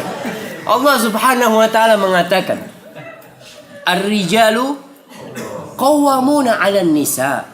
Lelaki-lelaki itu nahkoda. Jadi tahu nih awal nih. Suami nahkoda, pemimpin. Jadi istri sebagai apa? Sebagai apa jemaah? Sebagai, kalau nahkoda itu ada, bukan ABK, dia wakilnya lah. Kalau pilot, co-pilot deh, ya, seperti dia harus tahu bahwa ketika ada suami, siapa yang memimpin? Suami. Suami nggak ada, dia yang memimpin di rumah itu. Suami datang, dia harus tahu posisi dia. Allah mengatakan ar-rijalu qawwamuna 'alan nisa. Tapi ingat, qawwamuna 'alan nisa ini dikarenakan dua hal. Lelaki jadi pemimpin itu karena bima faddalallahu ba'dahum ala ba'din wa bima anfaqu min amwalihim. Yang pertama karena Allah memberikan kelebihan kepada suami. Allah memberikan sifat kepemimpinan kepada suami. Dan itu orang-orang kafir pun sepakat.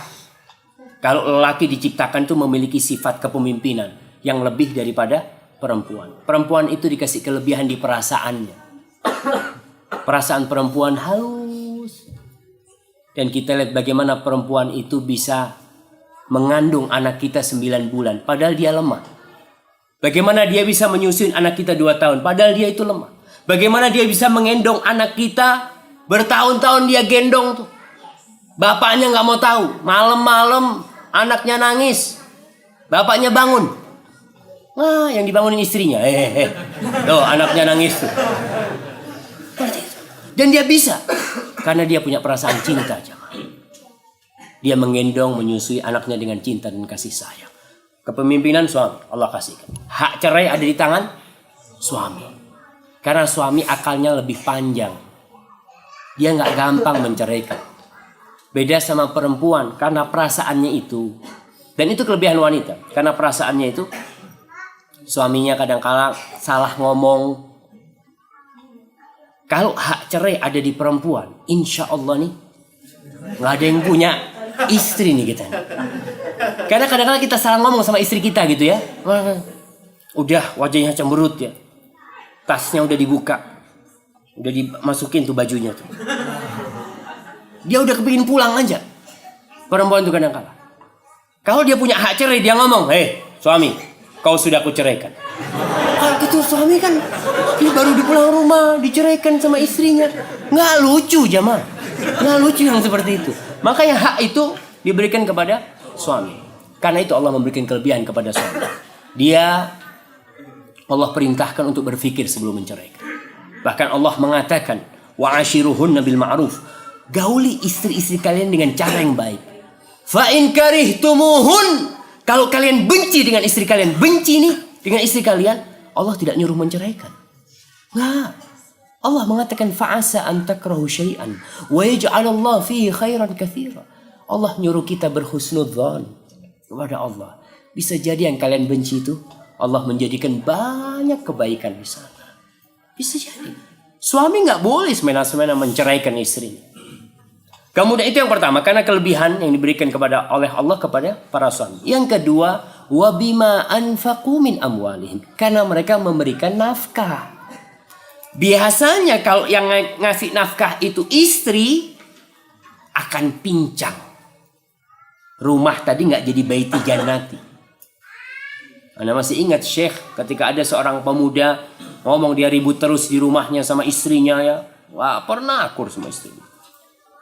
Tanya Mas Syekh, nanti kerja apa? Ana sih belum kerja sih. Yang kerja siapa? Istri Syekh. Baik, ente tinggal di apartemen siapa? Istri Syekh. Ente makan? Ya istri juga. Ya pantas lah. Jadi si istri merasa dia yang capek. Kau itu gak capek apa-apa gitu kan. Sehingga dia kadang-kala jadi merasa dia lebih tinggi. Seharusnya dia yang memimpin. Maka hati-hati. Bima anfaqu min amwali. Kita nih jadi pemimpin karena kita memberikan nafkah.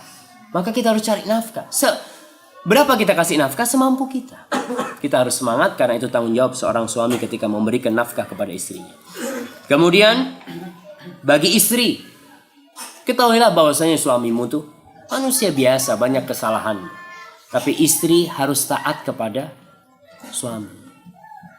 Wajib hukumnya istri taat kepada suami. Rasul sallallahu alaihi wasallam mengatakan, "Idza shallatil mar'atu khamsaha." Kalau perempuan itu salat yang 5 waktu, wa shamat syahraha, dan dia puasa di bulan Ramadan, wa ata'at zaujaha, dan dia taat kepada suaminya, wa hafizat farjaha, dan dia menjaga kehormatan dirinya.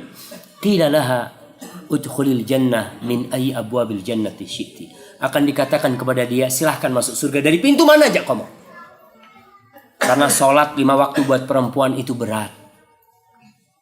Perempuan itu ada liburnya sholatnya. Untuk memulai sholat lagi dia itu kadang-kadang sudah malas. Apalagi kalau berhenti sholat 40 hari. Bayangkan. Untuk mulai sholat lagi itu perjuangan dia. Puasa juga seperti itu. Ketika suaminya puasa, dia yang melayani suaminya. Padahal dia nggak puasa. Tetap dia yang menyediakan makanan buat suami dan anak-anaknya. Ketika bulan Syawal dia harus membayar utang Ramadan. Serumah nggak ada yang puasa, cuma dia yang puasa. Dalam kondisi puasa dia tetap yang memasakkan buat suaminya. Berat buat dia. Tapi Allah kasih, Masya Allah, kemuliaan yang besar bagi wanita yang bersabar melakukan itu. Wa ata'at zaujah, taat kepada suaminya. Gimana taat kepada suami? Ya taat dengan perintah suaminya. Dan suami tapi ingat, suami itu ketika masuk rumah dia pemimpin, tapi dia bukan jenderal. Jangan dibawa, dia bos di luar ya. Dia bos di luar. Dia mungkin di luarnya dihormatin sama anak buahnya jenderal. Ketika masuk ke rumahnya, dia harus jadi suami. Dan dia harus tahu nih istriku. Memang istrinya harus taat, tapi jangan semena-mena. Rasul SAW kalau masuk rumahnya, ditanya nih, Nabi itu kalau masuk rumahnya ngapain sih? Kata Aisyah, kana fi mihnati ahli. Beliau itu membantu istrinya. Beliau jahit bajunya sendiri. Sandalnya rusak dibetuli. Beliau merah susu kambingnya sendiri sallallahu alaihi wasallam. Beliau itu imam di masjid. Beliau itu jenderal, panglima perang di medan perang. Tapi masuk rumah jadi suami. Jadi kalau nyuruh istri memang istri harus taat, tapi nyuruhnya nyuruhlah dengan minta tolong ya, panggil sayang. Ambilin air tolong sih. Jangan ambilkan air. Datang ke sana nih sepatuku nih copotin. Janganlah. Dia harus taat, tapi suami harus mengasihi istri. Kadang-kala si istri pun tegang ya, ketika suaminya datang dia selalu nggak enak di rumah. Keberadaan suaminya membuat dia tidak nyaman karena suaminya sok. Maka harus tahu, memang dia harus taat. Taat apa? Taat ketika perintahnya tidak bertentangan dengan perintah Allah. Tapi kalau perintahnya sudah haram, nggak boleh dia taat. Karena hak pencipta dia lebih besar daripada hak suaminya. Suaminya nggak ikut-ikut menciptakan mata dan jantung, dia nggak ikut-ikut. Itu ciptaan Allah. Kalau perintah suami bertentangan dengan perintah Allah nggak boleh taat. Innamat ta'atu fil ma'ruf. Ketaatan dalam sesuatu yang ma'ruf, yang baik, yang sesuai dengan uruf juga. Mamanya si istri pas musim hujan, suaminya lagi main HP bocor, naik tuh gentengnya bocor. Wajib taat nggak? Nggak wajib. Karena itu bukan fitrah dia untuk naik-naik ke genteng sana. Enggak, bukan fitrah. Jadi selama perintahnya itu mampu dia lakukan, kemudian tidak bertentangan dengan fitrahnya dia sebagai seorang wanita, dia harus taat dan menjaga kehormatan dirinya. Lalu jamaah yang terakhir nih, sebenarnya masih panjang. Tapi anda lihat sebagian sudah merem-merem. Insya Allah. Nggak usah noleh-noleh antum dilihat mana yang merem. Nggak perlu. Yang di sini kelihatan. Ayo. Jadi rumah tangga ini supaya jadi baiti jannati harus ada yang mengalah. Saling mengalah. Jadi main tarik ulur sama istrinya. Istri juga seperti itu. Kata Abu Darda mengatakan kepada istrinya, wahai istriku, idza ghadibtu faraddini. Kalau aku marah, tolong kau dinginkan hatiku ini, buat aku ridho. Jadi ketika suami marah, ibu-ibu, padahal yang salah suami. Kadang-kadang seperti itu suami kan, salah marah. Betul ibu?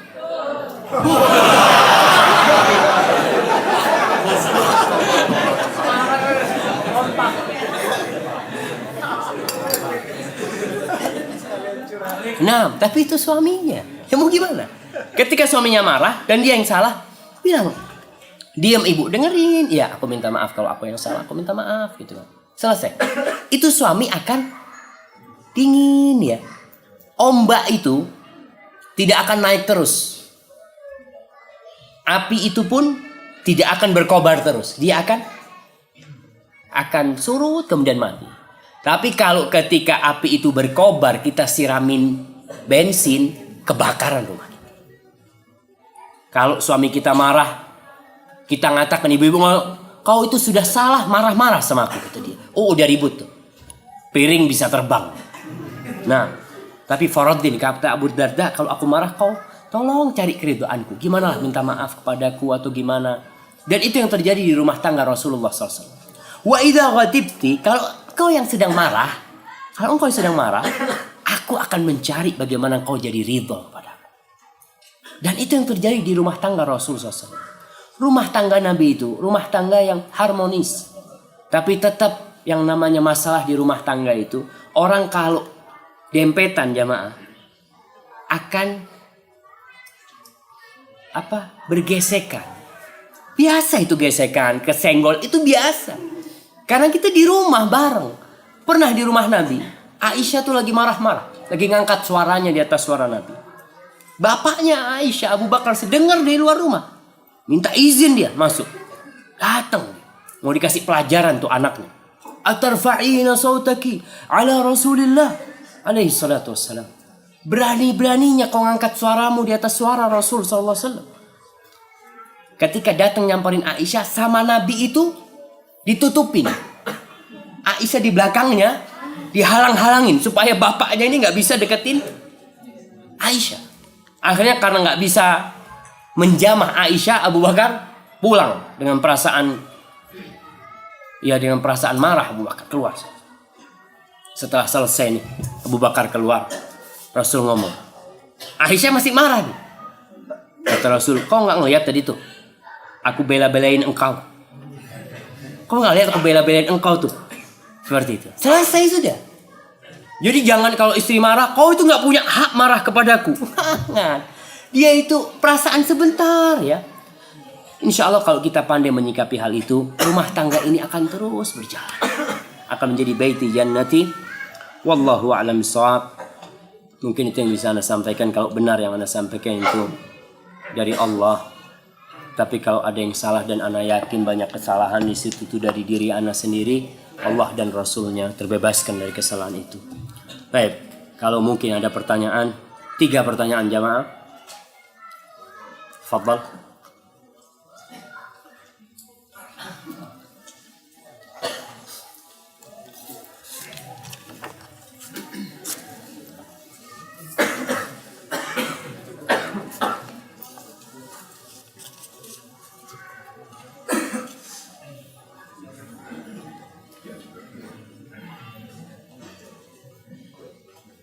Nah, ini Uhibbukum fillah ya Ustaz, ahabbakumullah fima ahbabtani fi.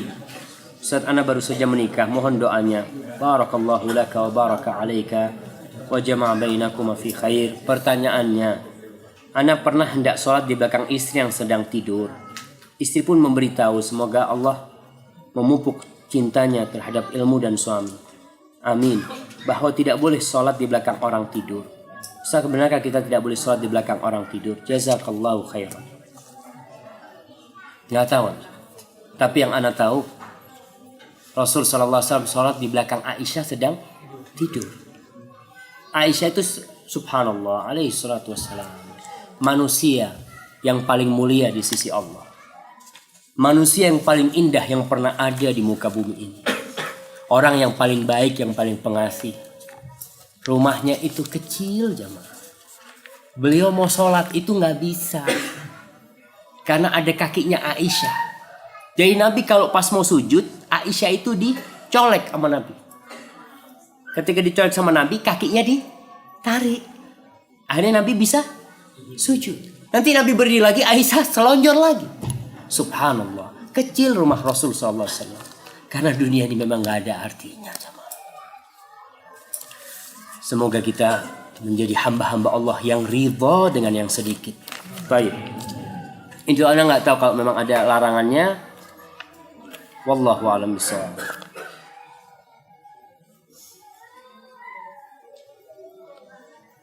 Bagaimana cara menjalani rumah tangga jika menikah muda?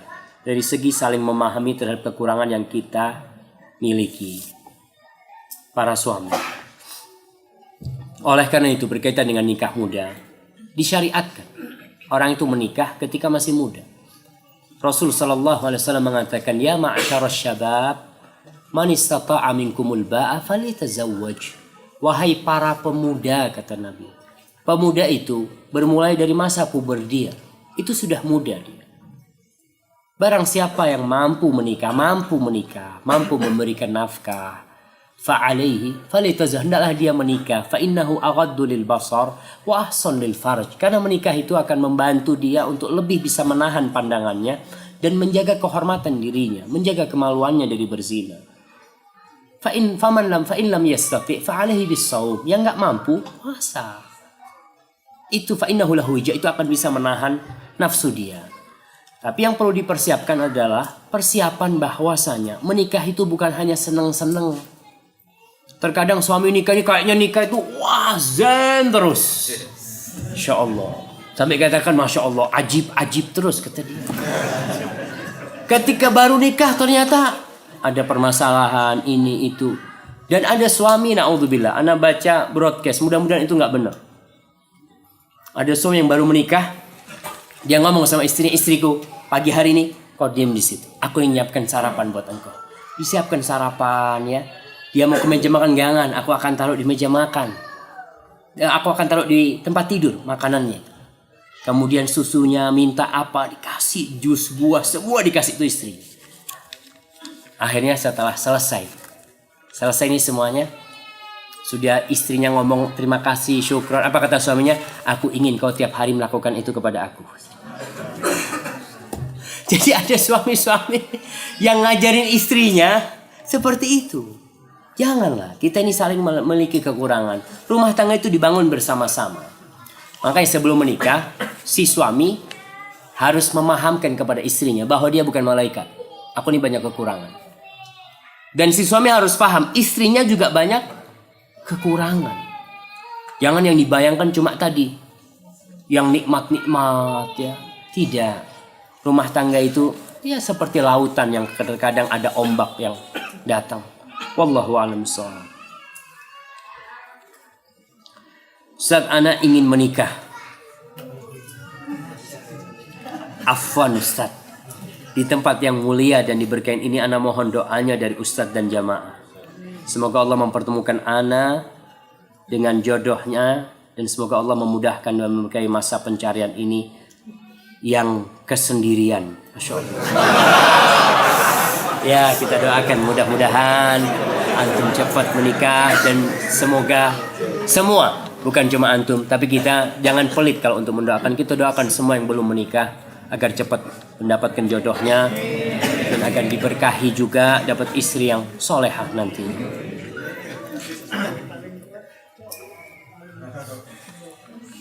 Assalamualaikum Ustaz, saya seorang janda bercerai dan sudah memiliki anak. Yang mau saya tanyakan, mana yang harus saya dahulukan, mengurusi anak atau mencari nafkah untuk anak? Dan pekerjaan apa yang pantas untuk seorang wanita? Syukran wa jazakumullahu khairan. Mereka yang bercerai, jangan memandang perceraian itu ya, atau jangan pesimis dengan perceraian yang terjadi. Terkadang seakan-akan perceraian itu akhir dari segala-galanya. Bukan. Perceraian itu adalah awal dari segala-galanya. Udah selesai. Jadi bukunya itu udah ditutup. Kita ambil buku baru. Kita mulai yang baru. Allah mengatakan kepada mereka yang hendak bercerai, wa in yatafarraqa yughnillah kullan min sa'ati. Kalau keduanya harus berpisah, harus bercerai, Allah yang akan mencukupi keduanya dari keluasan Allah Subhanahu wa taala. Jadi ketika terjadi perceraian, ya bismillah kalau memang itu harus terjadi. Terima takdir Allah itu, mana yang harus lebih didahulukan. Kalau nggak ada yang memberikan nafkah, maka si ibu cari nafkah. Kalau mungkin dia tidak punya orang tua yang bisa menanggung dia tidak punya mungkin juga kakak atau adik yang bisa memberikan nafkah kepada dia, ya dia bekerja. Ngurus anak itu kewajiban dia juga. Tapi dilihat, jangan sampai sibuk mencari nafkah anaknya dilupakan. Maka carilah pekerjaan yang masih tetap bisa mengurus anak. Sehingga tetap mungkin kerjaan di rumah, apalah kerjaan wanita yang sesuai dengan keahlian anti mungkin. Dan jangan lupa berdoa. Jangan berhenti berdoa. Allah yang bisa memberikan jalan keluar buat anti. Allah mengatakan, "Waman yattaqillaha yaj'al lahu makhraja wa yarzuqhu min haitsu la yahtasib." Barang siapa yang bertakwa kepada Allah, Allah pasti berikan jalan keluar buat dia. Dan Allah akan berikan kepada dia itu rizki dari arah yang tidak disangka-sangka. Cuma terkadang Allah mencoba kita. Sabar enggak kita? Wallahu a'lam bishawab. Bismillahirrahmanirrahim. Apakah termasuk tidak berakhlak pada saat kajian masih ngobrol dengan kaki selonjoran? Ini ibu-ibu nih mungkin. Apakah malaikat akan mendoakan pada akhwat tersebut? Oh, siap. Ya jemaah. Jadi gini nih, selonjoran itu kalau memang kadang-kala ada orang yang kesemutan kakinya, yang dia nggak bisa, bismillah, nggak masalah. Dia minta maaf sama tetangganya yang di depannya, afwan ya, ana selonjoran, karena memang kurang etis. Dimanapun ya, di adab, di etika Jawa pun orang yang selonjoran itu kurang etis seperti itu. Yang lainnya pada nggak selonjor, dia selonjor. Jadi kalau mau selonjor, bilang sama yang di sebelahnya, afwan ya, ana selonjor, kaki kurang enak, seperti itu. Nggak masalah, adab seorang muslim. Tapi kalau selonjoran sambil ngobrol ini yang jadi masalah pas kajian. Mungkin dia ngobrolnya minta izin tadi, husnudzon sama saudara. Nah,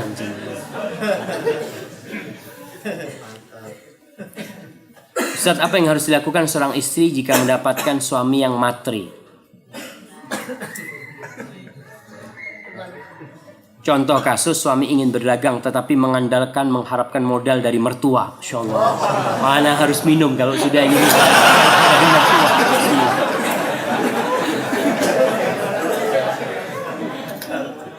Alhamdulillah. Dan meminta istrinya berbicara kepada mertua untuk meminjamkan modal. Mertua sudah menolak memberikan pinjaman modal, tapi suami itu meminta terus. Ya Allah, gimana jamaah nih suami seperti ini jamaah? Tadi harus ada kesepemahaman. Jadi ingat, tuh mertua sudah ngasih kita anaknya, masih minta duitnya. Kita udah dikasih anaknya, yang ngasih mahar siapa? Suami kan?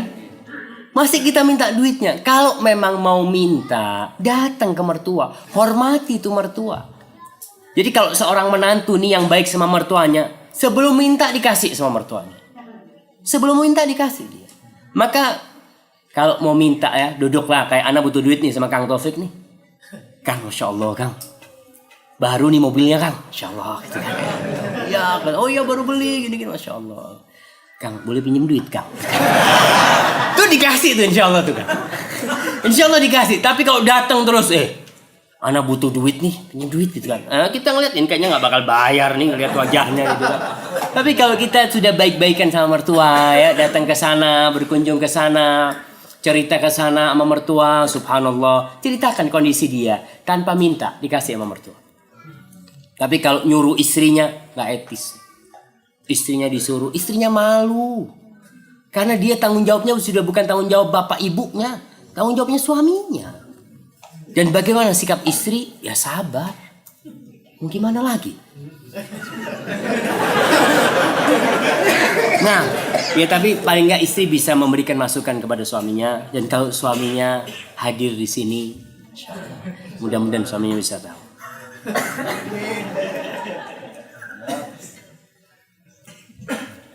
Hak untuk menceraikan istri ada pada suami. Akan tetapi kenyataan sekarang banyak istri yang menggugat cerai pada suami melalui pengadilan agama. Bagaimana hal ini? Nah, itulah karena seorang istri tidak punya hak cerai, dia tidak bisa menceraikan, dia bisa minta diceraikan. Tetap yang menceraikan siapa? Suami. Atau kalau suami tidak mau menceraikan, nanti pengadilan yang menceraikan. Tapi dia tidak bisa menceraikan dirinya sendiri. Itu maksudnya. Kemudian kalau wanita meminta cerai kepada suaminya tanpa alasan yang syar'i, dia bisa-bisa nggak masuk surga jemaah. Tanpa alasan yang syar'i, boleh dia minta cerai ketika Alasan syar'i itu mungkin yang pertama dia tidak bisa melaksanakan kewajiban suaminya. Gara-gara suaminya jelek banget. Iya, boleh. Yang ngeliat Ustaz ana nggak tahan ngeliat suami ana. Betul, ada suaminya mungkin yang bau ya. Ada suami-suami yang Masya Allah bau karena dia perokok ya, ini itu, nggak tahan dia hidup dengan suaminya seperti itu.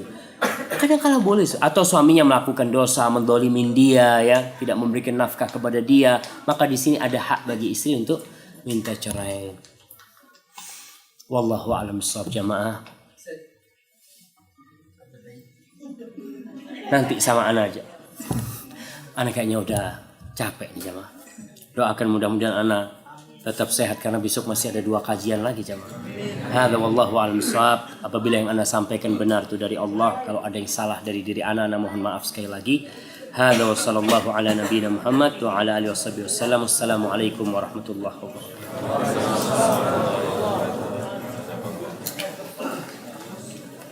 Oh, ada hadiah, lupa di sini jamaah. Mana mau kasih hadiah? Sebutkan 5 kriteria mencari istri. Insyaallah. Antum udah nikah? Sudah. Yang belum nikah, ana mau kasih. Antum belum nikah? Fadhal. Iya, belum nikah. Silahkan. Agamanya. Kecantikannya. Enak dipandang lah gitu kan. Bisa mempercantik diri. Nah, yang ketiga? Berapa tadi? 5. Berapa? 5. Agama, mempercantik diri, keturunannya. Oh, maharnya murah. Maharnya murah. Untuk cari yang maharnya murah nanti insyaallah. Pengasih dan subur ya. Insyaallah. Fadhal. Barakallahu fikum. Baik, 1 hadiah lagi buat ibu-ibu. Ibu-ibu ada mic di sana? Nggak ada. Baik, pertanyaannya ibu, bagaimana mencari suami yang baik? Rebutan. Jangan rebutan. Angkat tangan, sana ada panitia, ditunjuk ibunya. Yang bagus akhlak dan agamanya. 1, 2. Yang belum nikah. Jadi itu nggak masuk itu nggak masuk tadi. Itu nggak masuk kriteria itu, Bu. Baik. Yang kedua, tanggung jawab gitu kan, bisa memberikan nafkah. Baik. Yang ketiga, baik, barakallahu fikum. Yang jawab dapat hadiah jamaah ya. Hadza wallahu a'lam bishawab. Jadi yang tadi yang belum menikah nggak apa-apa, kalau ibu maunya yang belum menikah nggak apa-apa. Karena mungkin takut dia kalau yang sudah menikah dia nggak bisa berbuat adil sama dia, nggak masalah seperti itu. Tapi tujuannya kita tetap jangan sampai kita menolak hukum Allah Subhanahu Wa Taala. Hukum Allah tentang poligami itu ada dan diperbolehkan, tapi dengan syarat suami harus bisa berbuat adil. Hadza wassalamualaikum warahmatullahi wabarakatuh.